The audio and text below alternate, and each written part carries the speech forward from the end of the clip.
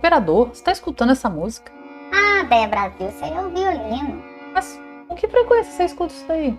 O tempo todo. Olá, operadora, eu sou a Déia Brasil e hoje a gente vai falar um pouquinho exatamente sobre isso, ser violinado numa operação. O que quer dizer? Você acertou a direção no seu estudo, você fez o estudo certinho, acertou o movimento, mas ficou de fora, porque em algum momento você foi estopado antes do movimento seguir. Vamos analisar direitinho essas operações para a gente avaliar quando se deve subir ou não stops numa operação, tá bom? Bora lá?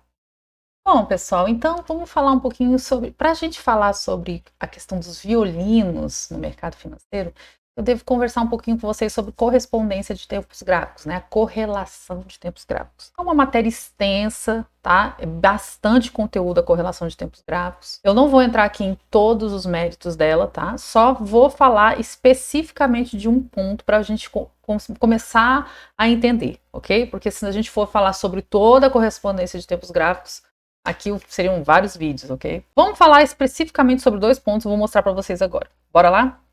Bom, o ideal é que eu saiba disso aqui, tá? Se eu for fazer uma correlação de tempos gráficos no day trade, de preferência eu vou usar ali o 15 minutos com 1 minuto, os 60 minutos com 5. O swing trade, o gráfico diário com 15, o semanal com 60 e o position trade vou fazer correlação de 15 dias com o diário. Tá? Esse aqui fica meio vago agora, mas eu vou mostrar para vocês como funciona. Bora lá.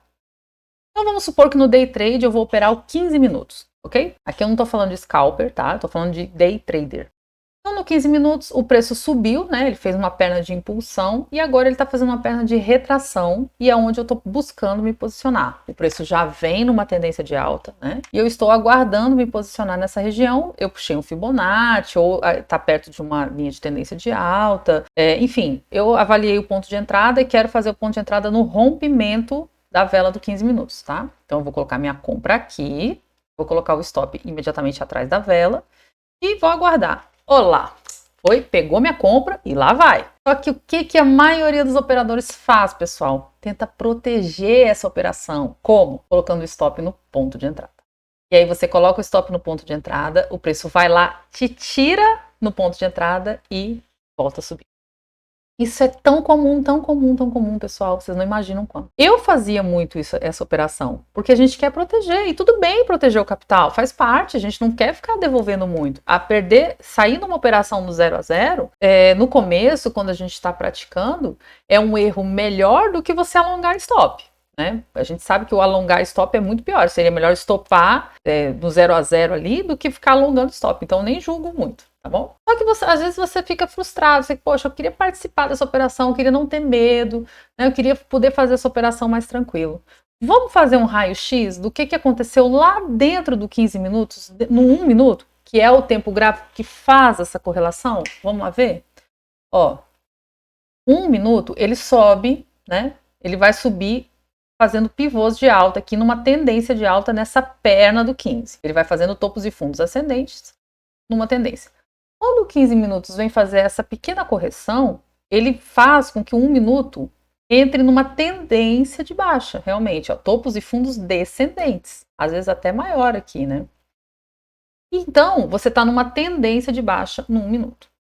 Quando ele dá essa compra, muitas vezes aqui eu ainda não tenho um pivô de alta no 1 minuto. Então eu vou comprar o quê? Se você está comprando, se você ainda não assistiu o vídeo dos compradores, onde nascem os compradores, eu vou deixar linkado aqui, porque aqui você vai entender qual é o comprador aqui. Se você está comprando sem pivô de alta, o que você está comprando? Risco. Então o 1 minuto ainda está comprando risco, tá? Não é risco no 15 minutos, mas é risco no 1 minuto. Então você tem que entender isso. Colocou a entrada ali, o stop imediatamente abaixo da vela do 15. Vamos imaginar que isso aqui é a radiografia do 15, tá?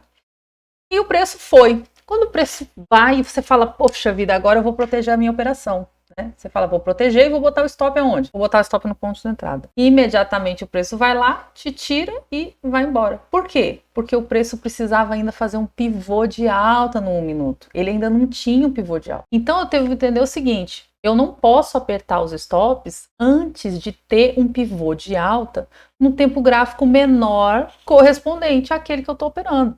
Então, se eu estou operando 15 minutos, eu só vou poder apertar o stop quando ele romper essa partezinha aqui, ó. Que aí ele vai ter realmente feito o pivô de alta e aí eu posso colocar o meu stop no ponto de entrada, protegendo essa operação, ou fazendo uma parcial. Seria mais interessante você fazer a parcial, manter o stop, né, e levar a operação no alvo. Isso seria o mais interessante. Mas é claro que, principalmente quem está começando, tem que realmente proteger bastante o capital.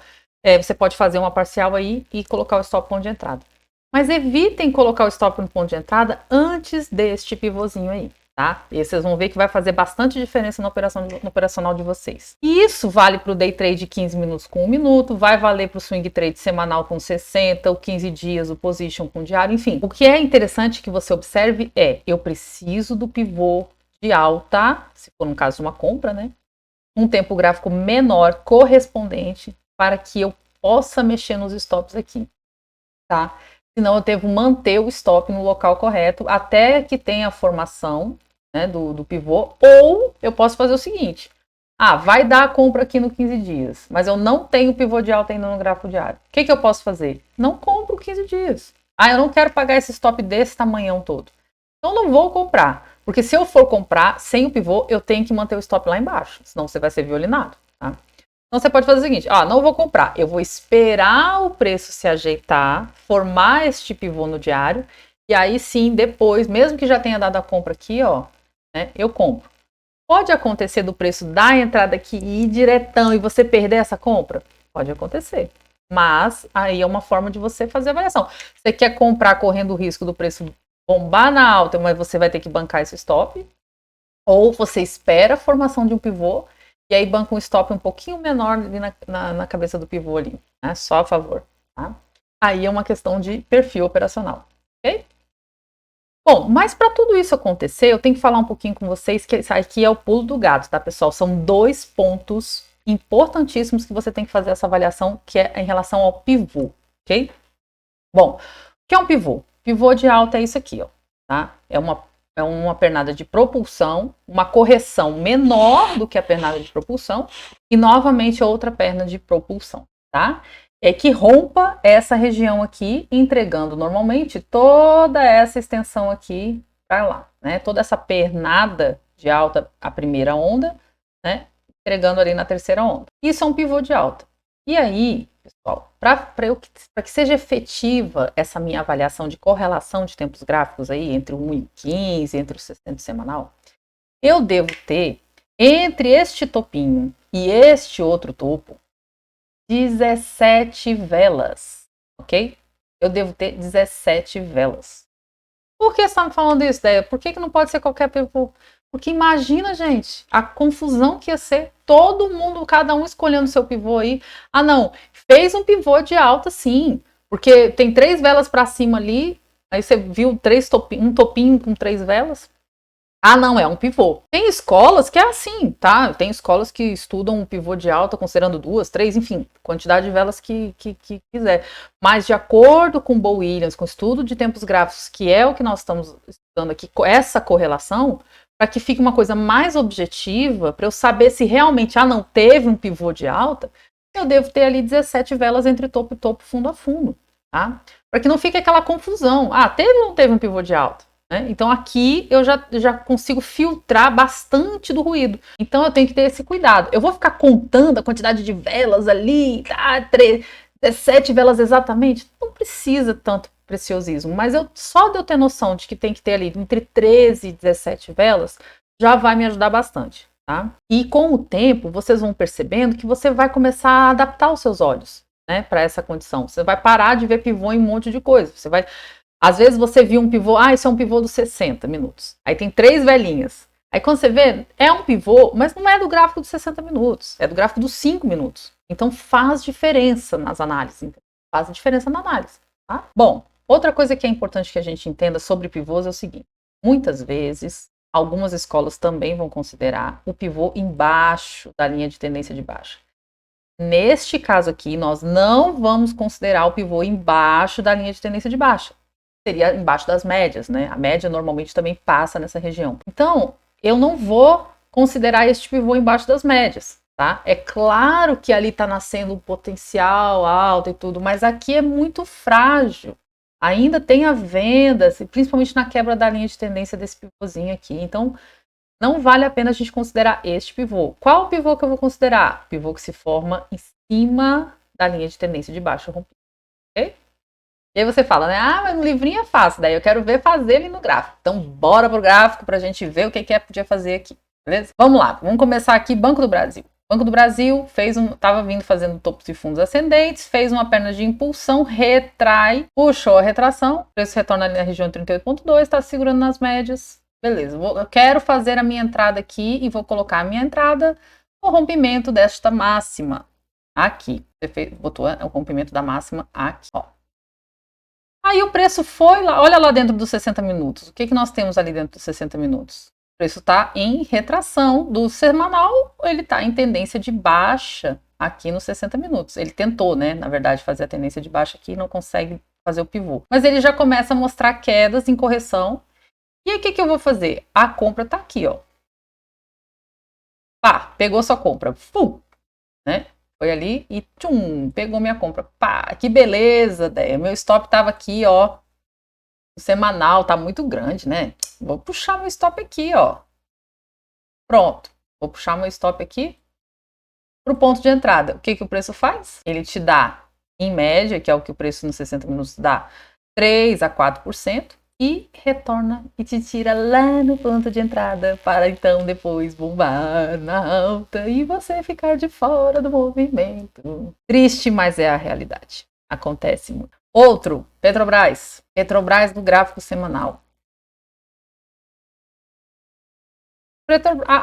O gráfico semanal da Petrobras estava no envelope, né? Vamos combinar que não era uma tendência de alta franca ainda, mas eu venho aqui, ó.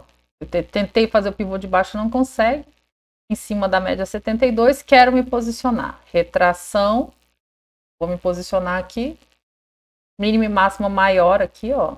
Esse conceito de mínima e máxima menor é um setup que eu utilizo, que é o setup do Charles Nader. Vou deixar até linkado aqui embaixo o canal dele. E aí você colocou a sua entrada aqui e o seu stop aqui, certo? Tava bonitinho ali. A entrada, pessoal, não tem pivô de alta. Tá vendo que tá em tendência de baixa? Topos e fundos descendentes no gráfico de 60 minutos? Tá comprando o quê? Você tá comprando risco. O gráfico semanal ainda é risco. E aí a pessoa muitas vezes compra o rompimento aqui. Comprou o rompimento do semanal. Mesma coisa. Ah, eu vou subir os stops. Não tinha pivô de alta em cima das médias ainda, né? O que o preço faz? Volta, te tira no ponto de entrada e depois bomba na alta.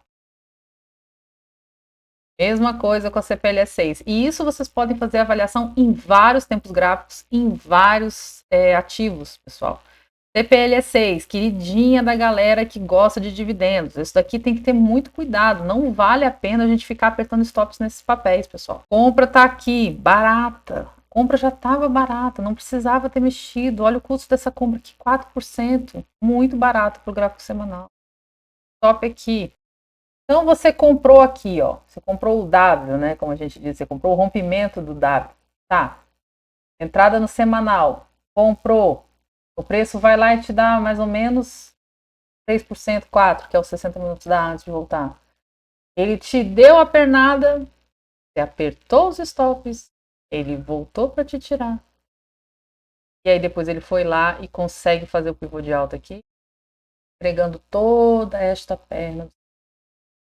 Bom, operador, o que a gente acabou de ver aí, né? Se você quer parar de ouvir esses violinos, ou pelo menos diminuir bastante a intensidade deles, evite fazer compras antes da formação de um pivô com um tempo gráfico menor correspondente, tá? Ou então, assuma o stop. Se é um stop no tempo gráfico maior, assuma esse stop até que seja formado, então, o pivô de alta no tempo gráfico menor, ok? Meu nome é Déia Brasil, analista CNPIT, e no próximo vídeo eu vou falar um pouco sobre as médias que eu utilizo. Essas médias que a gente faz a correlação com tempos gráficos. Convido a todos vocês a se inscreverem no meu canal, ativar os sinos de notificação e compartilhe esse vídeo com outros operadores que também querem parar de ouvir esses violinos. Um abraço, pessoal, e até a próxima!